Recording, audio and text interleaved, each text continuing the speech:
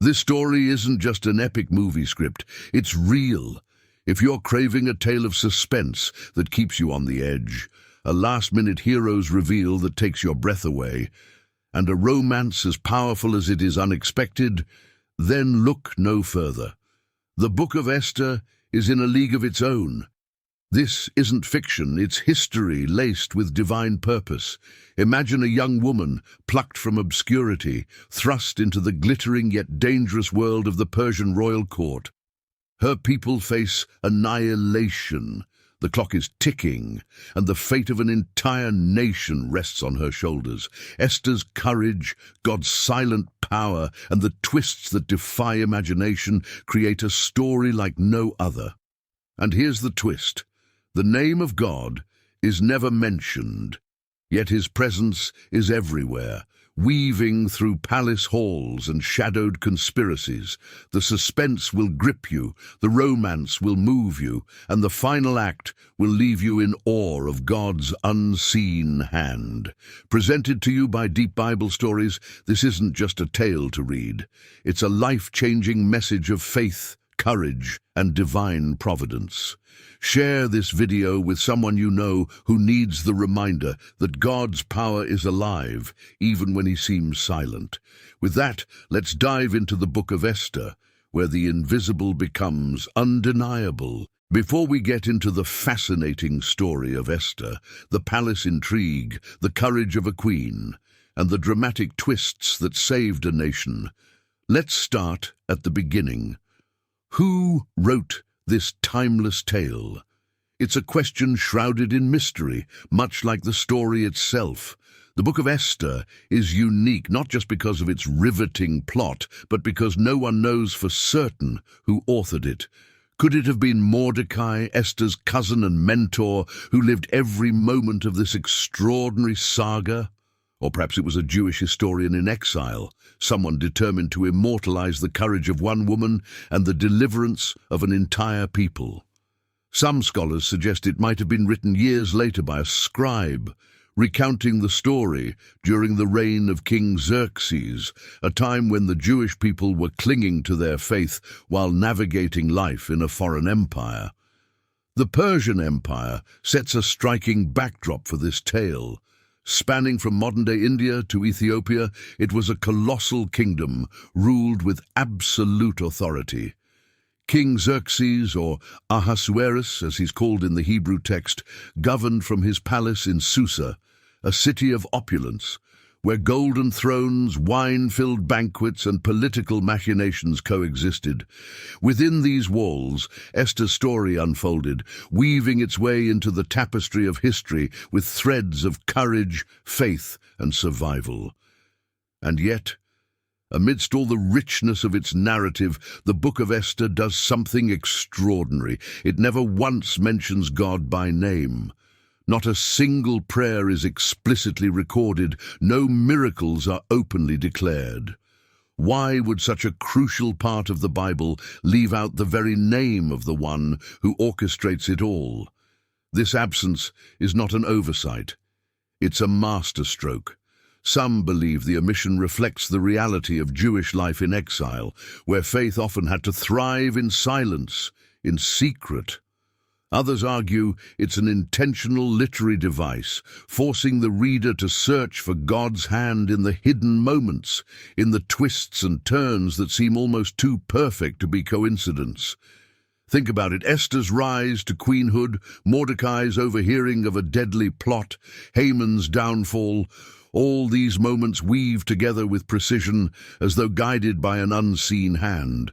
The message is clear: even when God seems silent, even when his name is not spoken, he is still at work, turning ordinary events into extraordinary acts of providence. And then there's the story's structure, crafted with the tension of a political thriller and the emotional weight of a drama. Esther reads like a carefully written scroll meant to keep you on the edge of your seat. From the lavish Persian court to the gallows meant for Mordecai, every chapter builds toward a climax that leaves no doubt about the power of courage, faith, and divine timing. As we dive deeper into the story of Esther, it's worth remembering the mystery behind its authorship. Perhaps it's fitting that the writer remains unnamed. The book of Esther isn't just about one woman, one people, or even one moment in history. It's about the unseen God who orchestrates deliverance through courage and obedience, working through the seemingly ordinary to achieve the extraordinary. So, before we move into Esther's rise to queenhood and her daring actions, let me ask, have you ever felt God's presence in a moment when he seemed absent? Have you experienced his providence woven into the tapestry of your life? Let's continue this journey and see how the hidden hand of God transformed not just Esther's life, but the destiny of an entire nation. From the hidden mystery of Esther's authorship, we now step onto the stage where her story unfolds, a stage unlike any other in history. The Persian Empire under King Xerxes, known as Ahasuerus in the Hebrew text. Picture this, a kingdom so vast it stretched across 127 provinces, from the golden sands of India to the sun-soaked lands of Ethiopia.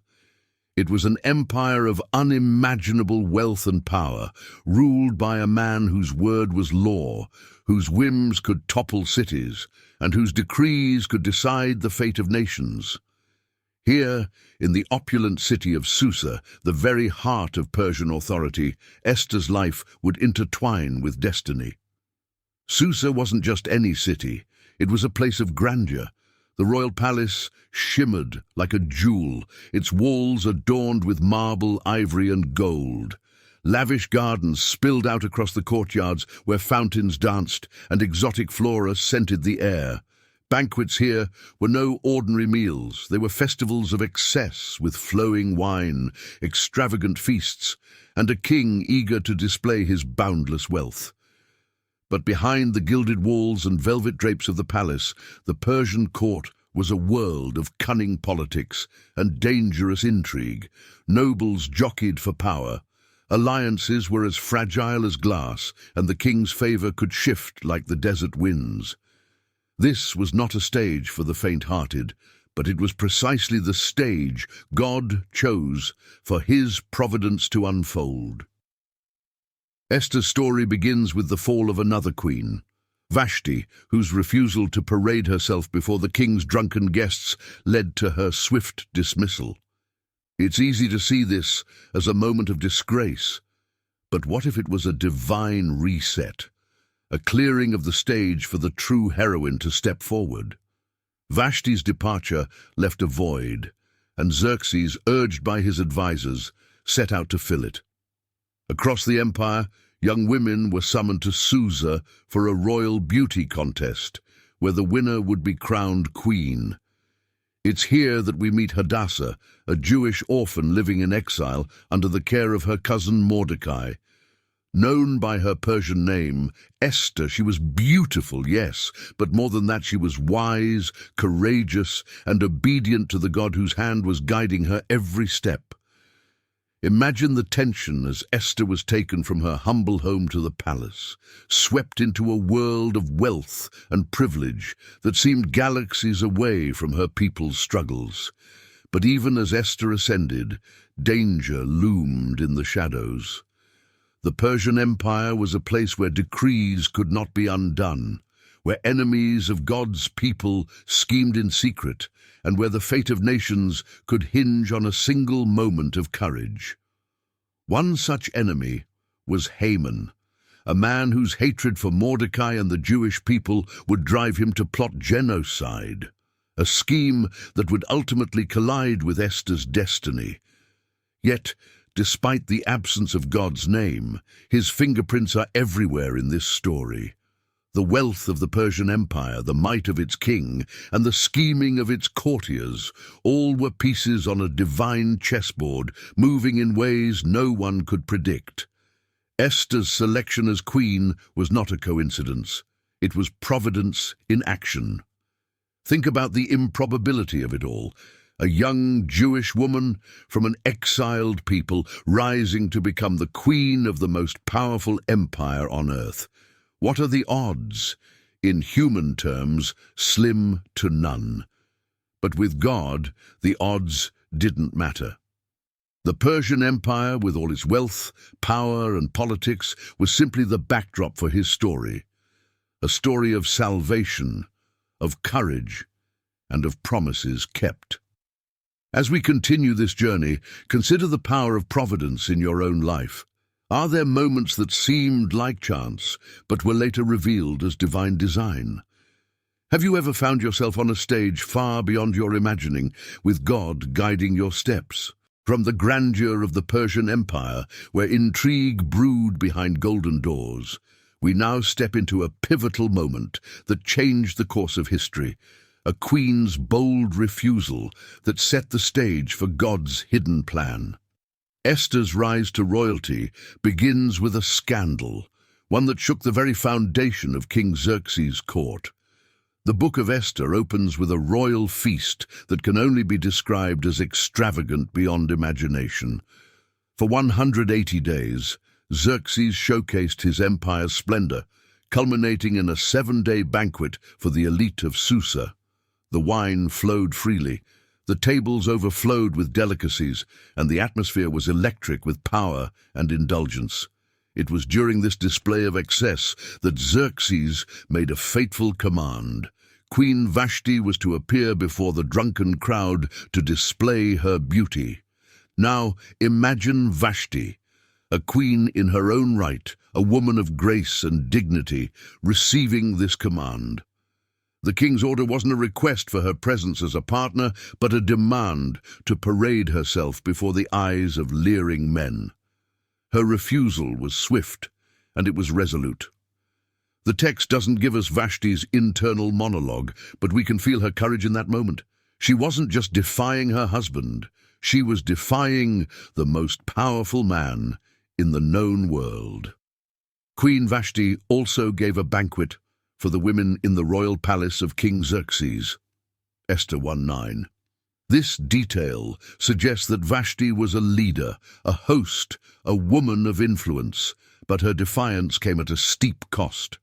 Enraged by her refusal, Xerxes consulted his advisors, who feared that Vashti's rebellion would inspire women throughout the empire to rise up against their husbands. Their advice: remove her from the throne and decree that every man should rule over his household. And just like that, Vashti was stripped of her crown.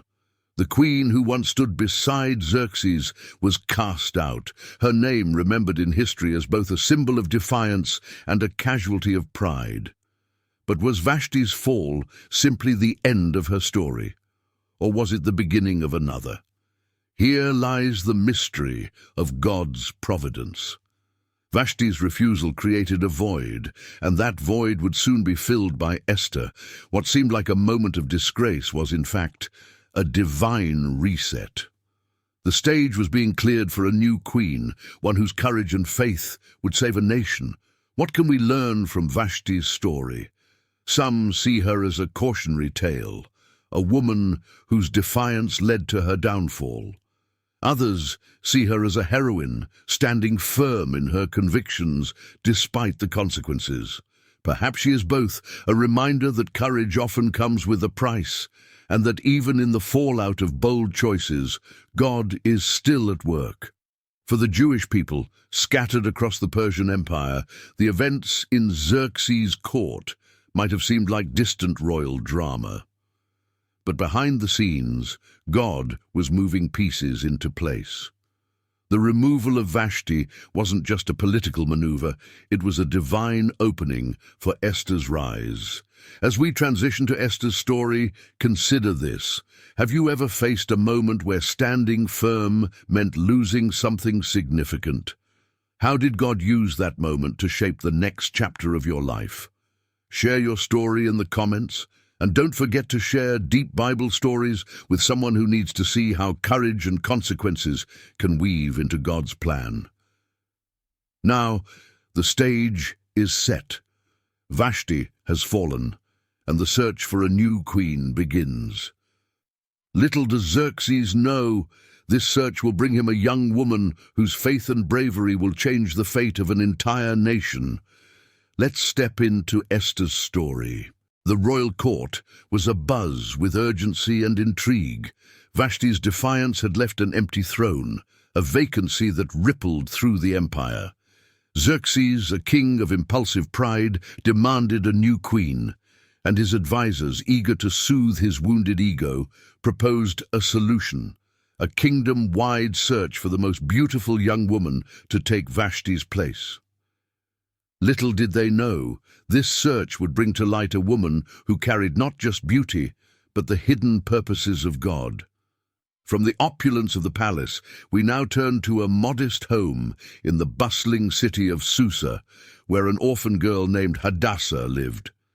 Her name, meaning myrtle, symbolized peace and righteousness.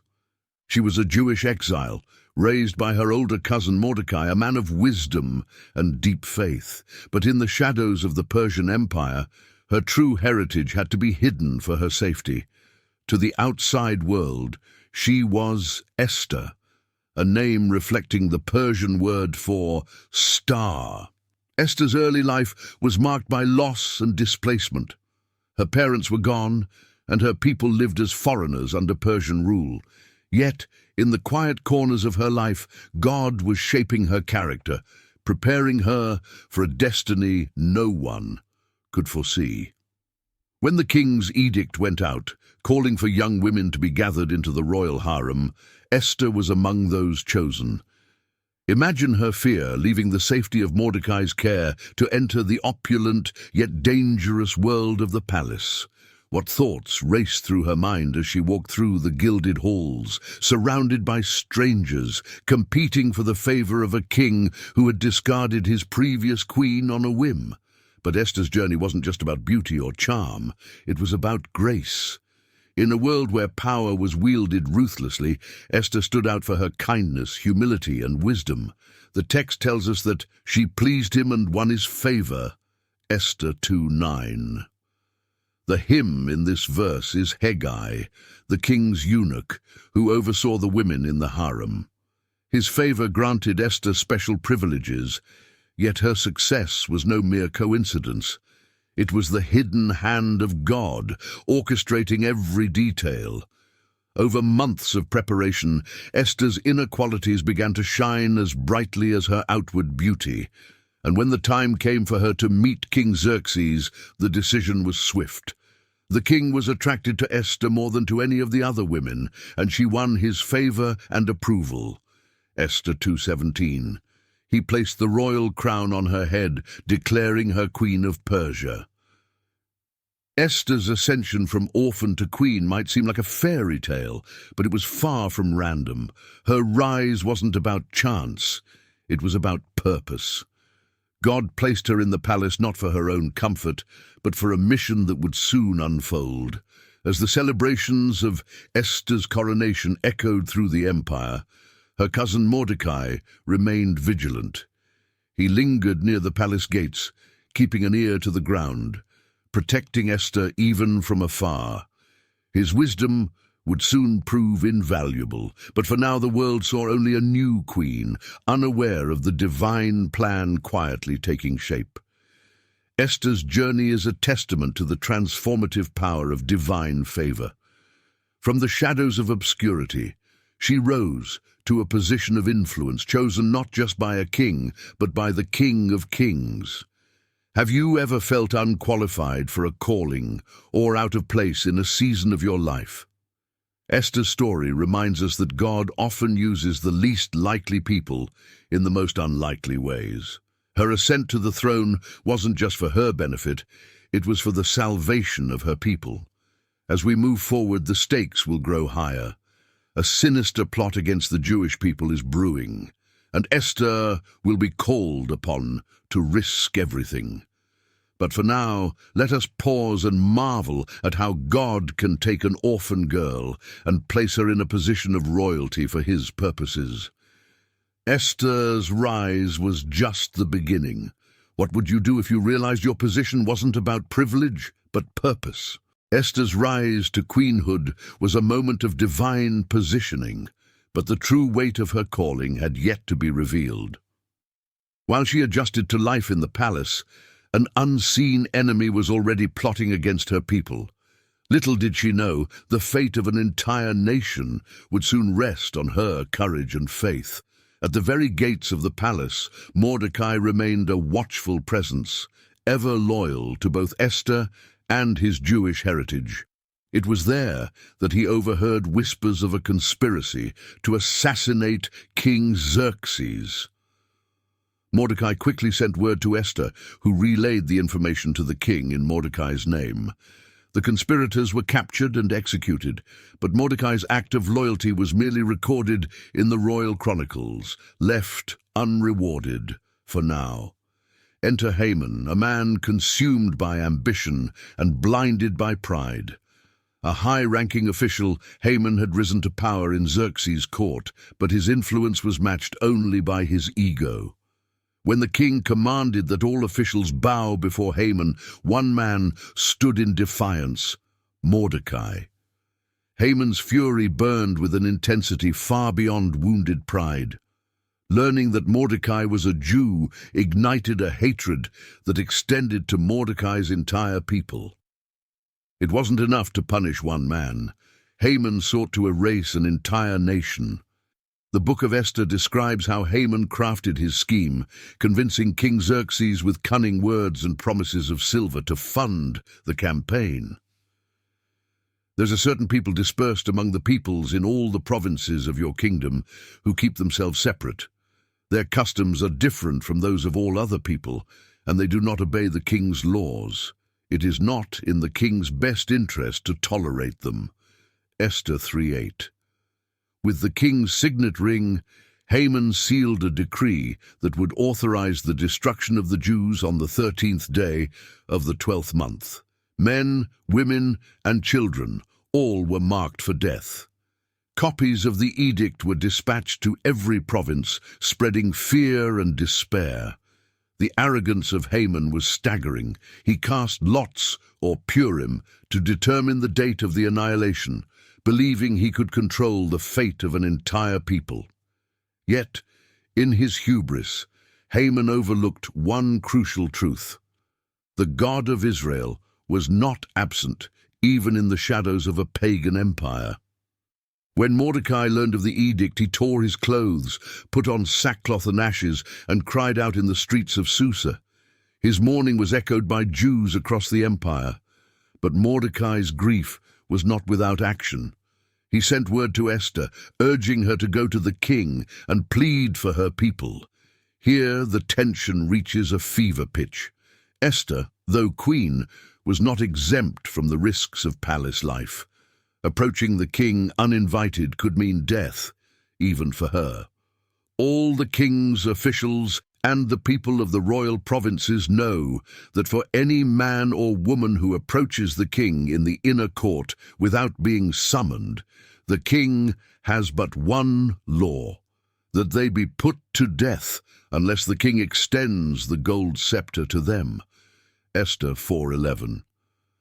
Mordecai's response was both a challenge and a declaration of faith. Do not think that because you are in the king's house, you alone of all the Jews will escape. For if you remain silent at this time, relief and deliverance for the Jews will arise from another place, but you and your father's family will perish. And who knows but that you have come to your royal position for such a time as this? Esther 4:13-14. Haman, oblivious to the brewing resistance, reveled in his power. Yet his arrogance would be his undoing. Like the seeds of his hatred, the gallows he constructed for Mordecai's execution were a harbinger of his own fate. What drives someone like Haman to such depths of hatred and evil? Is it pride, insecurity, or the need to assert power at any cost? And how often do we see the Hamans of our world underestimate the resilience and faith of God's people? As the story unfolds, Esther faces a choice that will test her courage and faith. Will she risk her life to save her people? And will Haman's evil plans meet divine justice? Haman's plot reminds us that arrogance and hatred never go unnoticed by God. He is always at work, turning the schemes of the wicked into opportunities for deliverance. Have you ever faced an impossible situation that seemed beyond hope? How did you see God move in ways you didn't expect? The threat was clear and imminent. Haman's edict, sealed with the king's ring, hung over the Jewish people like a storm cloud. While the palace continued to hum with the distractions of royal life, the streets of Susa were filled with wailing and mourning. The Jews were facing extermination, and time was slipping away. Mordecai stood at the center of this crisis, not just as a grieving uncle, but as a voice of courage and faith. Esther, the queen, had unknowingly been swept into a drama far greater than herself. From her elevated position, the calamity seemed distant, yet Mordecai saw the divine hand at work, placing her in the palace precisely for this moment. He had to act, and fast. Sending word through a trusted servant, Mordecai delivered a message that shook the foundations of Esther's comfortable life. Do not think that because you are in the king's house, you alone of all the Jews will escape. Esther 4:13. The palace walls wouldn't protect her from the consequences of Haman's hatred. Esther's initial response was hesitant. She reminded Mordecai of the law. Approaching King Xerxes without being summoned was punishable by death. And the king hadn't called for her in 30 days. It wasn't cowardice, it was survival instinct. Esther knew she was risking her life. All the king's officials know that for any man or woman who approaches the king in the inner court without being summoned, the king has but one law: that they be put to death unless the king extends the gold scepter to them. Esther 4:11. But Mordecai's reply pierced through any rationalization. If you remain silent at this time, relief and deliverance for the Jews will arise from another place, but you and your father's family will perish. And who knows but that you have come to your royal position for such a time as this? Esther 4:14. For such a time as this. Those words have echoed across generations. Mordecai wasn't just appealing to Esther's position of power. He was challenging her to see the purpose behind it. The beauty that caught the king's eye, the favor that placed her on the throne, all of it had led her to this moment. Esther had been chosen, not by Xerxes, but by God. And suddenly, everything changed. Esther, the young woman who had been swept up by forces beyond her control, became a pillar of courage and faith. She sent her reply, "Go, gather together all the Jews who are in Susa, and fast for me. Do not eat or drink for 3 days, night or day. I and my attendants will fast as you do. When this is done, I will go to the king, even though it is against the law. And if I perish, I perish." Esther 4:16. This was no mere act of bravery, it was surrender. Esther embraced the reality that her life was no longer her own. She was willing to lay everything on the line for her people and for the purposes of God. But Mordecai's words weren't just for Esther. They resonate deeply with every believer who has ever wrestled with fear, doubt, or the weight of a calling that seems too great to bear. For such a time as this isn't just about being in the right place. It's about recognizing that God's providence places us in specific moments to fulfill His divine purposes. What does this mean for us today? Perhaps you're standing at a crossroads, faced with a decision that could impact not just your life, but the lives of others. Maybe God is calling you to step out in faith, to speak up, to lead, or to take action in a way that feels overwhelming. Mordecai's challenge reminds us that God's plans will prevail, but the question is whether we will step into the role He's prepared for us. Esther's 3 days of fasting were more than preparation. They were a declaration of dependence on God. Her courage came not from her own strength, but from trusting in the unseen hand of God. As she fasted, the people of Susa joined her, uniting in desperation and faith. And what about us? Are we willing to seek God's guidance in our moments of crisis? Are we ready to embrace the calling He's placed on our lives, even when it feels risky or impossible? Esther's story shows us that courage isn't the absence of fear, it's faith in the face of it. So where is God calling you for such a time as this? Are there opportunities you've been hesitant to embrace, moments where fear has held you back? Remember, God equips those He calls. He doesn't require perfection, just willingness. As Esther prepared to take her place in God's unfolding plan, the tension in the story reached its peak. The stakes were enormous, but so was the faith that would carry her forward. Comment below with your own for such a time as this moment. How has God called you to step into His plans? And don't forget to share this Deep Bible Stories video with someone who needs to be reminded that God's timing is always perfect. Let's move forward together into the next chapter of Esther's extraordinary story. The echoes of fasting prayers had barely faded in the homes of Susa when Esther made her decision. For 3 days, she had joined her people in seeking God's guidance, abstaining from food and drink, and steeling herself for the task ahead.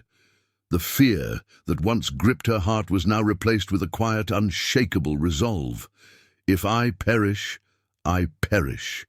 Her words reverberated in her mind as she adorned herself in royal robes. Every movement felt weighty, symbolic. This wasn't just about appearance. The royal garments signified her authority as queen, yet her heart carried the identity that truly mattered, a servant of God, chosen for this moment. The transition from Mordecai's challenge to Esther's choice was a pivotal turning point. She wasn't stepping into the king's court as a queen seeking favor. She was entering as an intercessor, standing in the gap for her people. The stakes could not have been higher.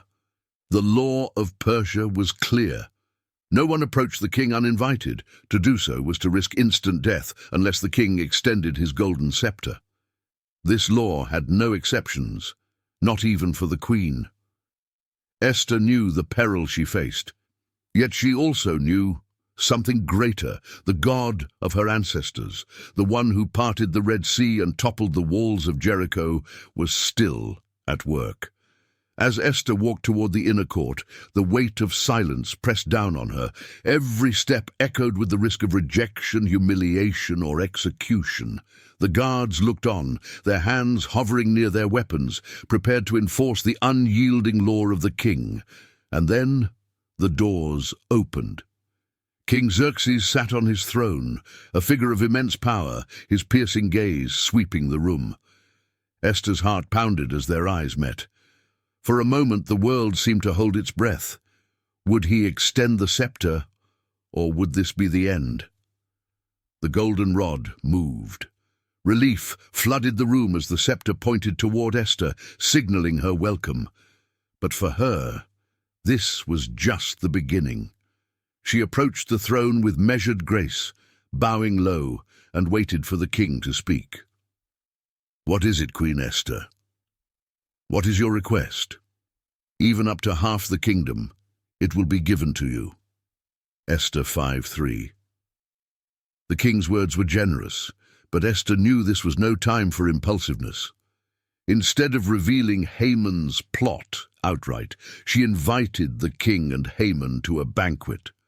Her wisdom and tact were as much a part of her bravery as her initial approach to the throne. She understood that timing was everything. This moment of courage wasn't born overnight. Esther's boldness was the culmination of her faith, her fasting, and her identity as one chosen by God. She had embraced her calling, not because the outcome was guaranteed, but because her trust was in a God who was greater than the risks. Esther's bravery wasn't just about saving her people, it was about inspiring a legacy of faith in action. Her story reminds us that courage isn't the absence of fear. It's stepping forward in spite of it, trusting that God's providence will guide us through the unknown. What about us? Are there moments when we're called to take a step of faith, even when the risks seem insurmountable? Esther's decision challenges us to consider what obedience to God looks like in the face of fear. It's a reminder that our faith must be active, not passive, a force that propels us into action, even when the odds are against us. Her actions also speak to the power of intercession. Esther didn't approach the king for herself, but for her people.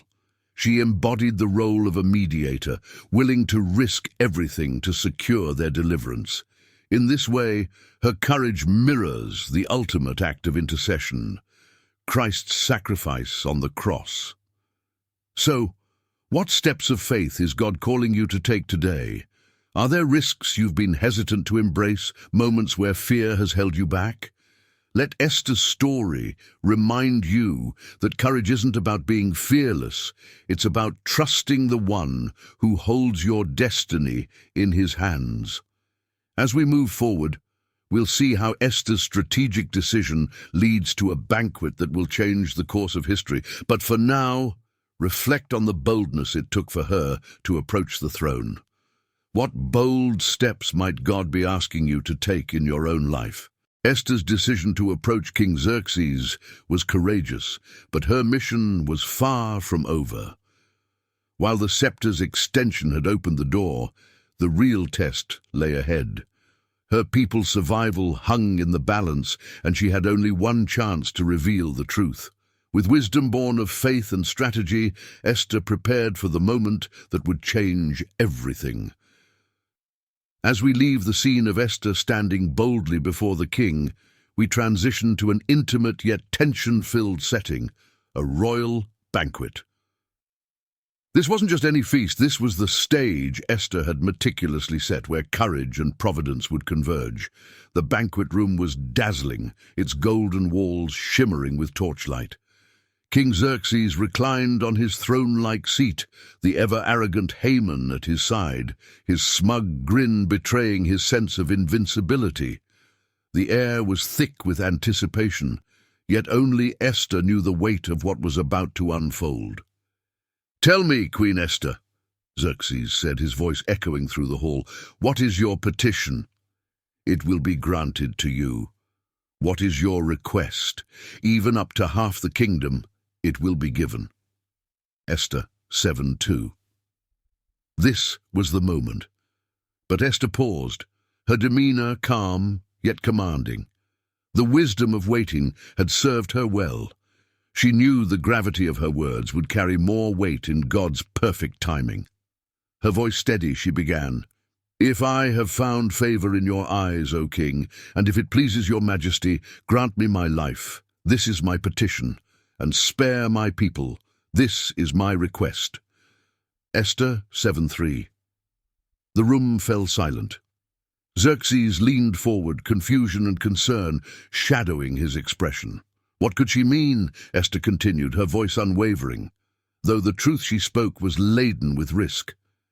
"For I and my people have been sold to be destroyed, killed and annihilated. If we had merely been sold as slaves, I would have kept silent, because no such distress would justify disturbing the king." Esther 7:4. The king's eyes narrowed, his grip tightening on the armrest of his chair. A dangerous edge crept into his voice as he demanded, "Who is he? Where is the man who has dared to do such a thing?" Esther 7:5. The spotlight shifted, and all eyes turned to Haman. Esther's gaze, sharp and resolute, met Haman's as she declared, "The adversary and enemy is this vile Haman." Esther 7:6. The color drained from Haman's face. The man who had been so confident, so sure of his schemes, now stood exposed, trembling before the fury of the king. Xerxes rose in a rage, pacing the banquet hall. The man who had trusted Haman, elevated him to power, now saw his treachery laid bare. As the weight of Esther's words settled, the scene became a masterclass in divine timing. Esther had waited until the perfect moment, not in fear, but in faith. Her patience allowed the king to see the truth clearly, her courage ensuring the gravity of her accusation struck with full force. The turning point of this banquet wasn't just Esther's boldness, it was a demonstration of God's providence. Every delay, every calculated step had led to this moment of truth.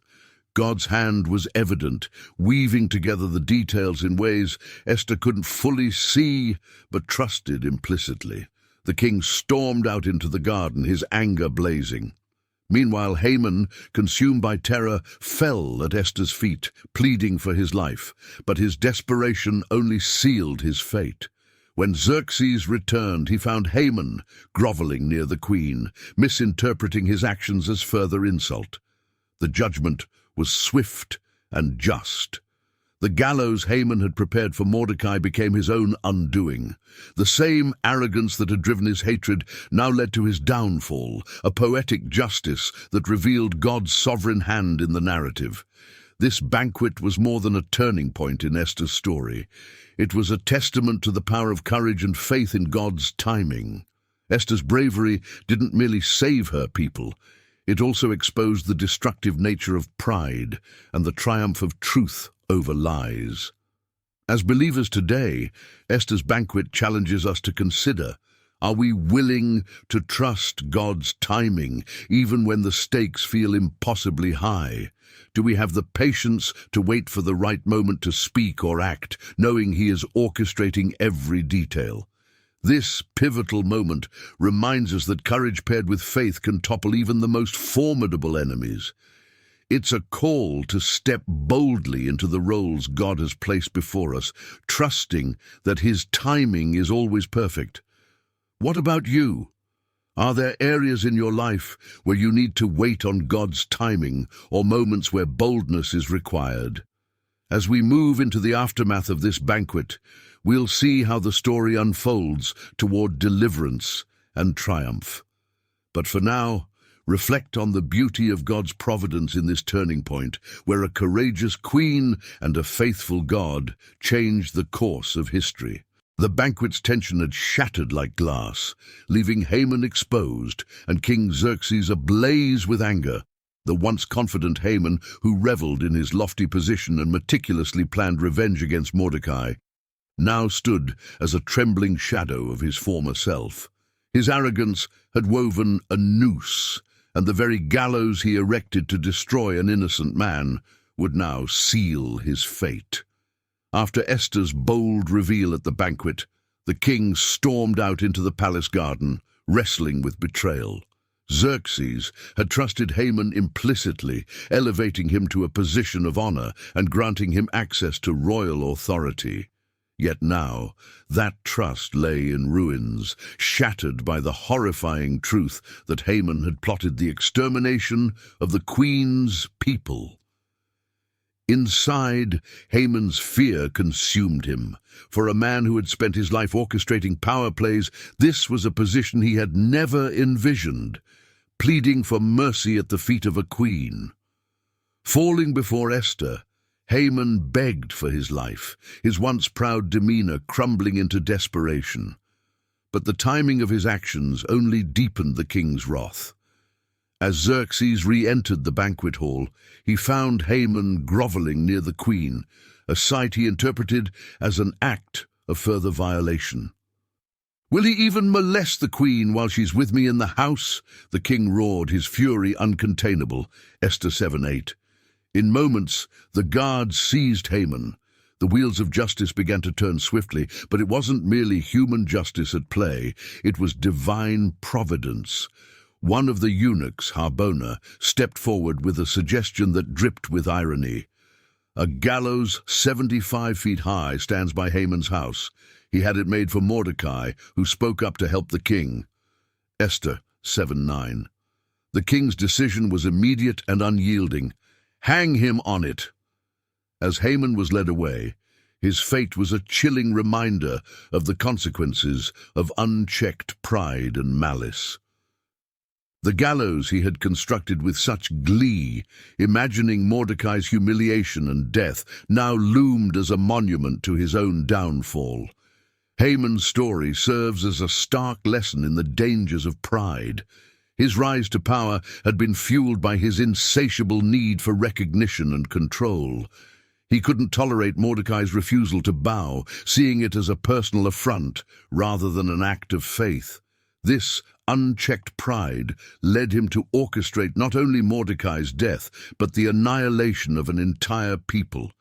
But in the end, God's justice prevailed. The gallows became more than a tool of execution. It became a symbol of poetic justice. The wicked schemes Haman devised turned back on him, illustrating a timeless truth found throughout Scripture. Whoever digs a pit will fall into it. If someone rolls a stone, it will roll back on them. Proverbs 26:27. Haman's downfall wasn't just about punishment, it was a testament to God's sovereignty. Throughout the book of Esther, God's name is never mentioned, yet his presence is unmistakable. The intricate timing of events from Esther's rise to queenhood to the king's sleepless night that led him to honor Mordecai points to a divine hand orchestrating every detail. In Haman's demise, we see the fulfillment of promises made long before. God had vowed to protect his people, and though the path was perilous and uncertain, his faithfulness never wavered. Haman's story reminds us that no scheme of man can thwart God's plans, no matter how powerful the opposition may seem. As we reflect on this moment, it's natural to ask, where are we in this story? Are there places in our lives where pride has blinded us, leading us down a dangerous path? Are we building gallows for others through bitterness or revenge, only to find ourselves ensnared by our own schemes? Haman's downfall challenges us to examine our hearts and to trust in God's justice rather than taking matters into our own hands. It's a call to humility, a reminder that pride goes before destruction, but those who humble themselves before God will find grace. This moment also offers comfort to those who feel oppressed or wronged. Haman's story reminds us that God sees every injustice and will act in his perfect timing. Even when his presence feels hidden, his justice is never absent. As the story continues, we'll see how the downfall of one man leads to the salvation of an entire people. But for now, let this moment stand as a powerful testament to the truth that God's justice will always prevail, and his plans cannot be undone. Where have you seen pride lead to a fall, and what did you learn from it? From the ashes of Haman's downfall, hope began to rise. The gallows, once meant to destroy, Mordecai had instead marked the end of their greatest adversary, but the danger wasn't fully extinguished. Haman's decree, signed with the king's authority, still loomed over the Jewish people like a dark cloud. Though Haman was dead, the law he authored was irrevocable, leaving the Jews still vulnerable to annihilation. But where there was no visible path, God was already working through Esther and Mordecai to secure salvation. As the dust settled from Haman's execution, Esther once again approached the king. Though the risk was lessened, the weight of her request bore down heavily on her shoulders. Falling at the king's feet, she wept and pleaded for her people's lives. "If it pleases the king," she said, "and if I have found favor in his sight, let an order be written to revoke the dispatches that Haman devised to destroy the Jews." Esther 8:5. The king, moved by her courage and love for her people, extended his golden scepter, but even with his favor, there was a problem. Persian law could not be revoked, even by the king himself. The decree calling for the annihilation of the Jews on the 13th day of the 12th month was still in effect. The clock was ticking, and the stakes had never been higher. In this moment, we see the brilliance of Mordecai and the providence of God working in tandem. Mordecai devised a counter-decree, allowing the Jews to defend themselves against any who would attack them. This new decree, also sealed with the king's ring, spread rapidly throughout the empire. Imagine the scene, royal couriers racing against time, carrying the message to every corner of the vast Persian Empire, from the citadel of Susa to the most distant provinces. The Jewish people who had been living in fear now found hope and strength. When the fateful day arrived, it was not the Jews who were destroyed, but their enemies. The tables turned in spectacular fashion. In Susa alone, 500 attackers fell, and throughout the empire, thousands more were defeated. What had seemed like certain doom became a day of triumph, not because of military might, but because of the unseen hand of God guiding events. But the victory wasn't just physical, it was spiritual. The salvation of the Jews in Persia echoed the larger narrative of God's covenant with his people. Though his name is never explicitly mentioned in the book of Esther, his presence is undeniable. The intricate timing of events, the courage of Esther, and the wisdom of Mordecai all point to a divine plan unfolding. This moment of deliverance also carried profound spiritual symbolism. Just as the Jews were saved from destruction through a decree of life and defense, we too are offered salvation through God's ultimate decree of grace and redemption in Christ. What the enemy intends for harm, God turns for good, revealing his providence even in the most impossible circumstances. For the Jews, this victory wasn't just about survival, it was about transformation. The fear that once gripped them gave way to joy and celebration. Mordecai's rise to prominence as second in command to King Xerxes brought justice and honor, while the establishment of the Feast of Purim ensured that this story of salvation would be remembered for generations to come. But what does this moment mean for us today? It reminds us that God's providence is always at work, even when we cannot see it. In the darkest moments, when the odds seem insurmountable, he is still writing a story of deliverance. Esther and Mordecai didn't have the luxury of seeing the full picture, yet they acted in faith and courage, trusting that God would intervene. Are there areas in your life where the odds seem stacked against you, where fear and uncertainty threaten to overshadow hope? Esther's story is a powerful reminder that God's plans cannot be thwarted, and his love for his people is unfailing. This victory also challenges us to consider our own roles in God's story. Just as Esther and Mordecai stepped into positions of influence for such a time as this, we too are called to act with courage and faith in the face of adversity. The salvation of the Jews wasn't just their story, it's ours as well. It points to the greater salvation offered through Christ, the ultimate deliverance from sin and death. Where have you seen God turn impossible circumstances into moments of triumph? Let's celebrate together the God who saves, the God who redeems, and the God who is always faithful. With the salvation of the Jews secured and the enemies of God's people defeated, the story of Esther reaches its triumphant conclusion. But this victory was not meant to be forgotten, nor was it meant to be just another chapter in history. It was a turning point that demanded remembrance, a moment when fear gave way to celebration, despair was replaced by joy, and survival turned into a testimony of God's unseen hand. After the day of deliverance, Mordecai and Esther took steps to ensure that this extraordinary act of salvation would be remembered by every generation.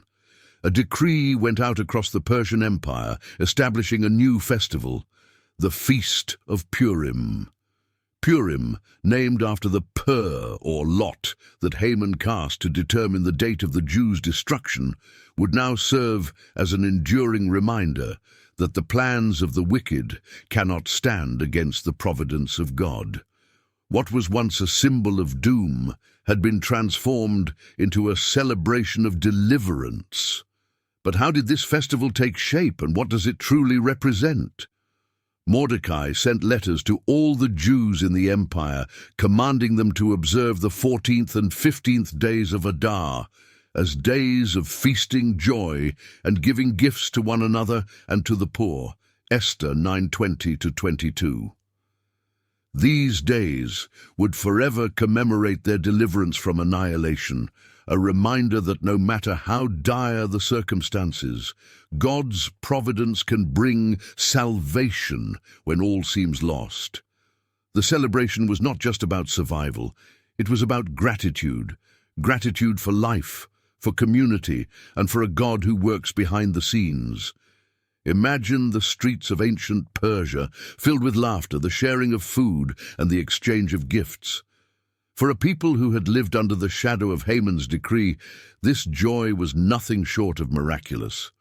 What makes Purim especially unique is the context of the book of Esther itself.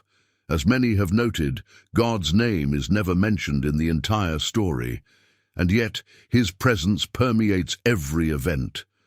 The establishment of Purim serves as an acknowledgement of this unseen hand, a way of saying, even when we couldn't see you, Lord, you were there.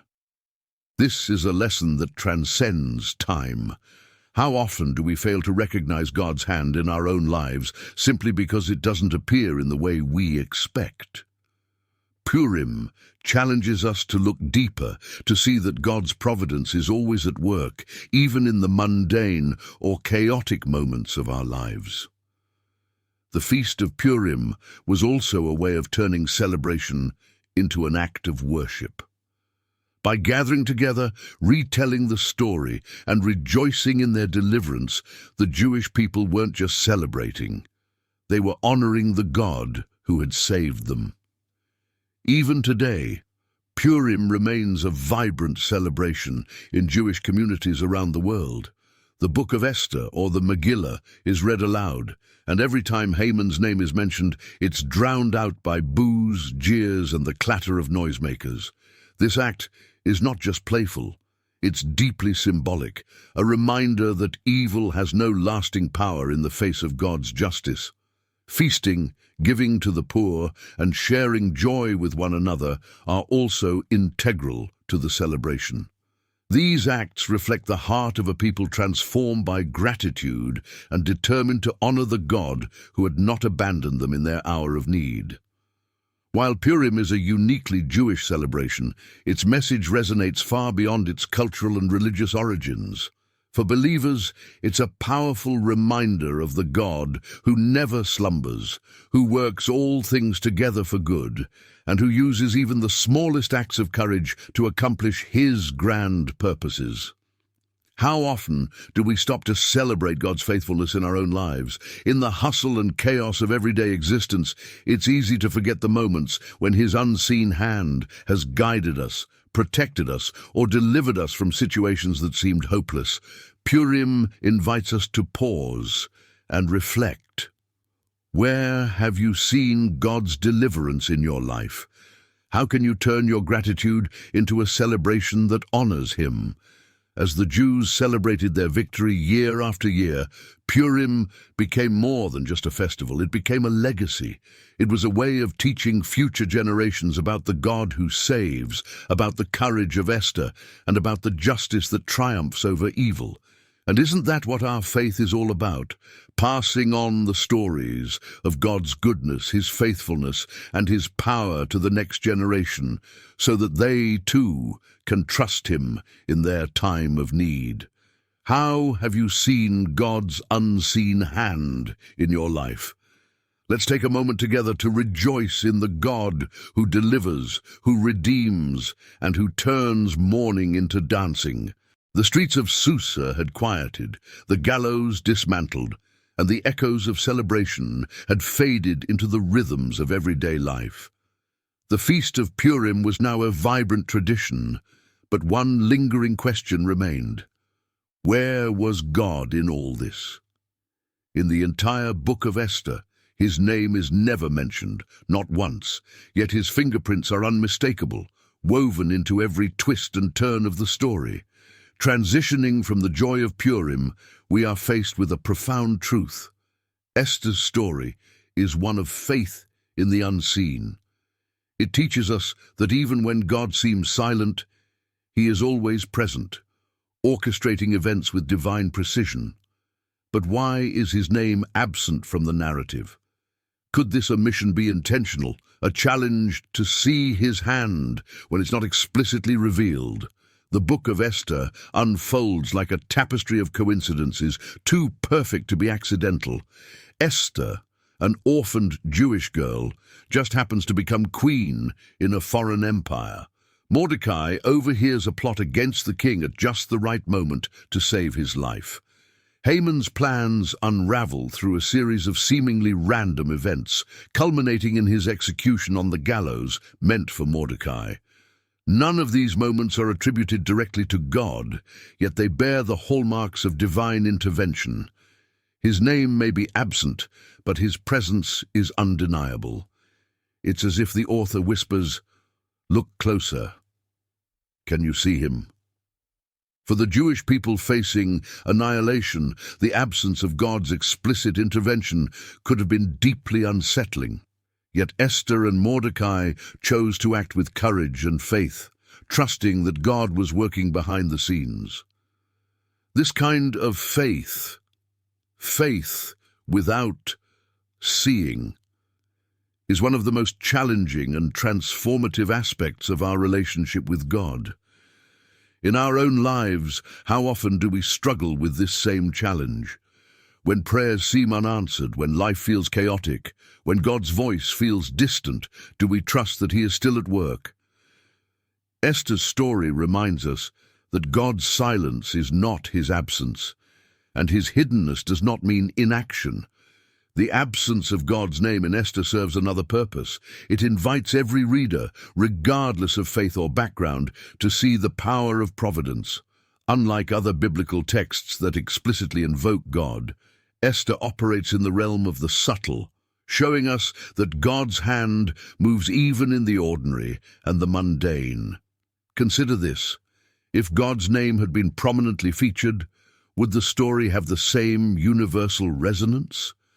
By leaving his name unspoken, the author leaves room for us to see God in our own lives, in the coincidences, the chance meetings, the closed doors that lead to better paths.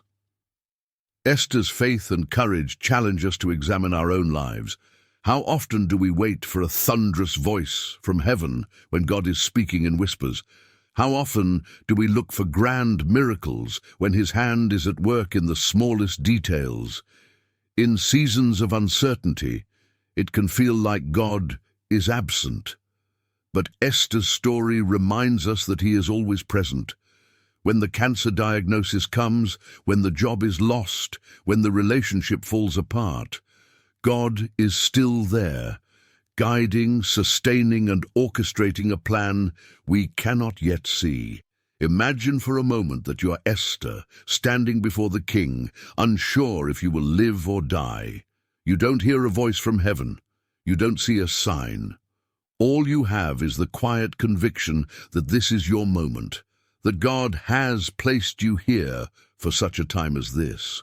This is faith in action, not waiting for certainty, but stepping forward with trust. It's the kind of faith that can change lives, families, communities, and even nations.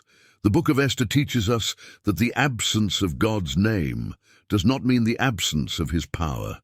It's a story for anyone who has ever wondered if God is listening, if he cares, if he is there. It's a reminder that faith is not about seeing, it's about trusting. As we reflect on this final chapter of Esther, ask yourself, where have I seen God's hidden hand in my life? Where have I doubted his presence, only to realize later that he was there all along? The echoes of the feast of Purim may fade, and the gallows where Haman met his end may no longer stand, but the lessons of Esther's story endure. The final chapters of her tale don't just belong to the annals of history, they speak directly to us today. If Esther's journey teaches us anything, it's that moments of courage aren't just for queens. They're for every believer who faces the choice between fear and faith. Transitioning from the hidden hand of God, we now turn our focus to how Esther's story resonates in the modern world. It's easy to dismiss her bravery as something extraordinary, reserved for someone chosen by God to save a nation. But what if you are Esther in your own story? What if you, too, are called for such a time as this? When Esther decided to approach the king uninvited, she was fully aware of the risks. Death was a real possibility, yet she didn't let fear dictate her actions. Her words, "If I perish, I perish," ring across the ages as a testament to faith that chooses obedience over self-preservation. How often do we shrink back in fear when confronted with challenges that demand bold faith? Perhaps it's not standing before a king, but standing up for your faith in a hostile environment.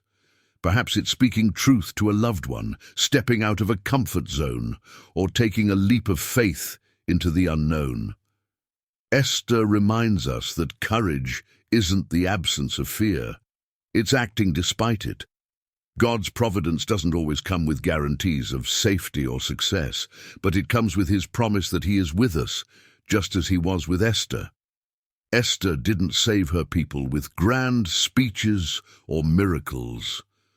Her victory began with one simple, terrifying step: entering the king's presence. That single act set off a chain reaction of events that turned despair into deliverance. What is the step of faith God is calling you to take today? It may seem small, but like Esther, you cannot underestimate its potential impact. Faith is often like a stone thrown into a still pond. Its ripples reach farther than you can imagine. One of the most striking aspects of Esther's story is her solitude. She didn't have a crowd cheering her on or the immediate assurance of victory. Often, the moments that define us require us to stand alone, trusting that God is with us even when no one else is. How many of us are willing to stand firm in our convictions, even when it's unpopular or costly?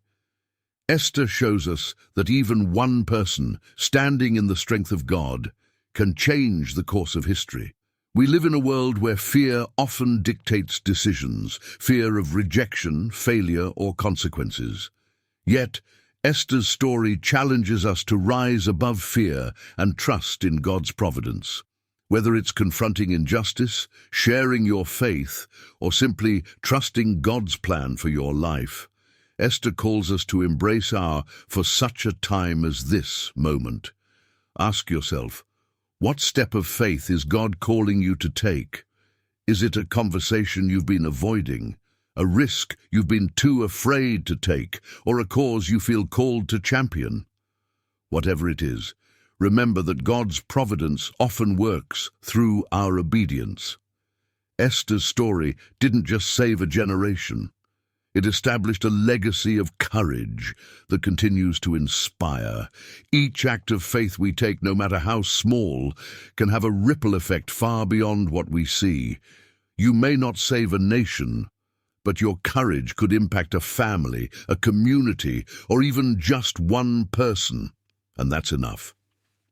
As we bring Esther's story to a close, let's reflect on its timeless challenge. We may not see God's hand as clearly as we'd like, but we can trust that he is always working, even in the shadows. Esther's life shows us that courage is not about being fearless, it's about being faithful. What will your moment of courage look like? How will you step out in faith today, trusting in the unseen God who moves behind the scenes? Share your thoughts in the comments below, and don't forget to share this deep Bible stories video with someone who needs encouragement to act boldly in their faith. Let's inspire one another to live with the courage, conviction, and faith that Esther exemplified. Stay blessed.